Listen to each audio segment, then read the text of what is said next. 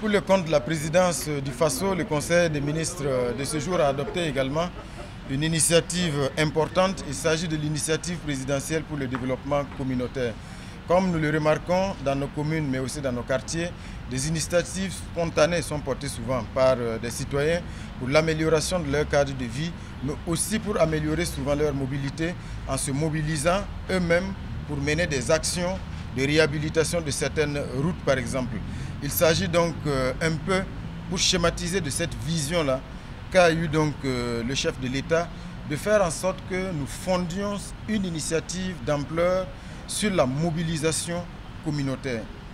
Les principes de base qui gouvernent donc cette initiative-là, c'est la participation volontaire, l'appropriation, la responsabilisation, la transparence et la redevabilité. Et il y a essentiellement trois composantes. La première concerne la construction ou la réhabilitation d'infrastructures. La deuxième composante concerne l'amélioration du cadre de vie et la préservation de l'environnement. Et la troisième composante concerne le renforcement des capacités des communautés à la base. Concrètement, il s'agit donc d'identifier dans les différentes communes des actions à fort impact sur le cadre de vie et la qualité de vie de façon générale des citoyens, mais ce sont aussi des actions et des projets qui font appel à des approches qui sont connues, à savoir donc la haute intensité de main-d'œuvre. Donc sur cette base, déjà, il y a une phase pilote qui va concerner la capitale Ouagadougou et déjà depuis le début du mois d'août, en bonne intelligence avec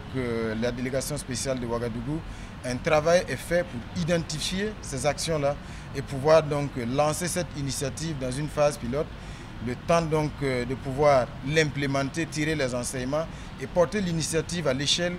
d'abord pour les communes comme Bobo-Dioulassé ou Koudougou et plus généralement plus tard pour l'ensemble du pays. C'est une initiative donc qui va permettre de s'appuyer véritablement sur la main-d'œuvre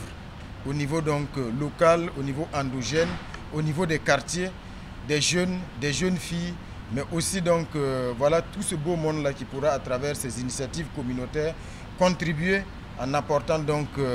leur force de travail, bien sûr avec l'accompagnement en termes de ressources mobilisées de l'État avec le ministère de l'économie, mais également d'autres structures qui pourront donc apporter les ressources nécessaires pour la mise en œuvre de ces actions. Ça va impliquer également, bien sûr, les associations, les ONG dans les différents quartiers. Donc cette initiative présidentielle pour le développement communautaire a été adoptée aujourd'hui, sera menée par la présidence du FASO à travers donc, la structure de gestion des grands travaux